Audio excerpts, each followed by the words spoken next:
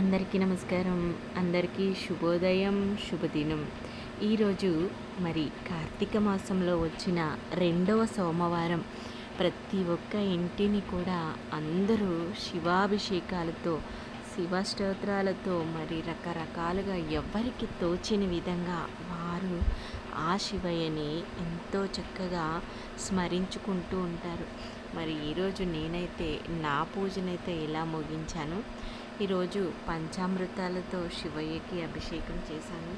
అలాగే మన జీవితంలో కొన్ని విషయాలు చాలా స్పష్టంగా తెలుసుకోవాల్సినవి ఏంటంటే, నిజమైన బంధువులు మనకి ఎవరైనా ఉన్నారంటే సత్యమే తల్లి, జ్ఞానమే తండ్రి, ధర్మమే సోదరుడు, దయే స్నేహితుడు, శాంతియే భార్య, ఓర్పే పుత్రులు.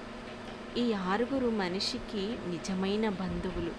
ఈ ఆరు వ్యక్తిత్వాలు కలిగిన ఎవరైనా సరే జీవితంలో మరి ఎంత పెద్ద కష్టమైనా, ఎంత పెద్ద నష్టమైనా సరే ఎదుర్కొని నిలబడగలిగే శక్తి సామర్థ్యాలు ఆ ఈశ్వరుడే మనకిస్తాడు.